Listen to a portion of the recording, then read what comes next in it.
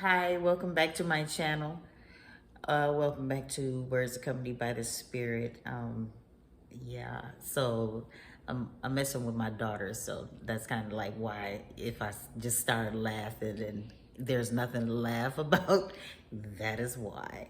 So this affirmation is called the Reckoning of Self. Sleep escapes me.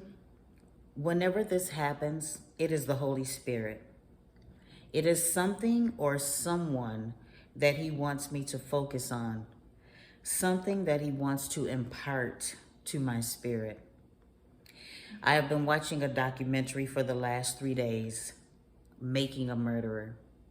This series was heart-wrenching on so many levels, but the callousness, the treachery, deceit, and manipulation, none of which surprises me, had my spirit in turmoil. More so saddened at the state of man, I also felt a righteous indignation. I could not understand how the truth can be right there and be overlooked. Consequently, I do realize that even though we wrestle against principalities, evil spirits, and the rulers of this world, that it will not absolve us as humans of the responsibility of living a righteous, holy life.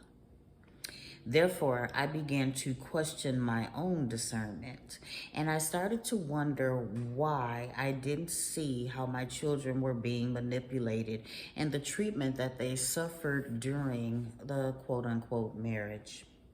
Moreover, I became starkly aware that I could not see it because of my own selfishness. The real culprit was self-pity, perceiving why God is against this.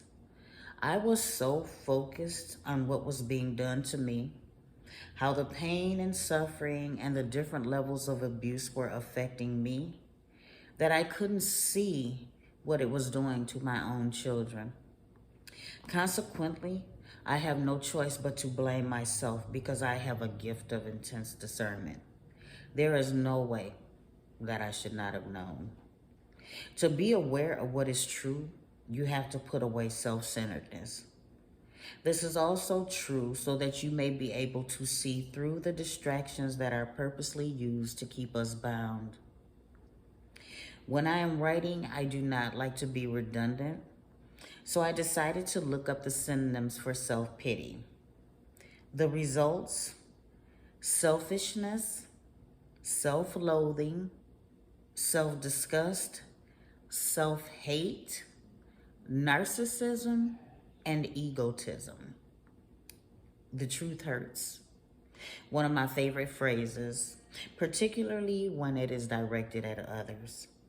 Conversely, the disdain that I have for people who refuse to see the truth is directly impacted by my own refusal to do so. This is profound. It is also why sincere self-reflection is necessary to maintain clarity and the closeness of the Holy Spirit.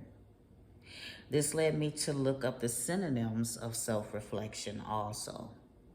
The results: self-analysis, critical thinking, reflexivity, self-awareness, self-observation, and self-development, to name a few. I thought about how so many people will appease us by saying, it's okay, you just didn't know.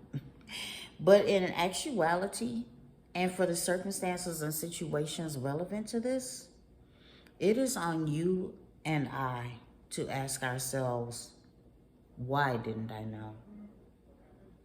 This is imperative because it is not just us. As heads of families, it is our children's lives, their livelihood, their mentality. There are so many things at stake, and we need to be more aware. We need to put self aside and focus on what is going on. Thank you for joining us at Words Accompanied by the Spirit. We appreciate you and hope to see you again soon. Thank you.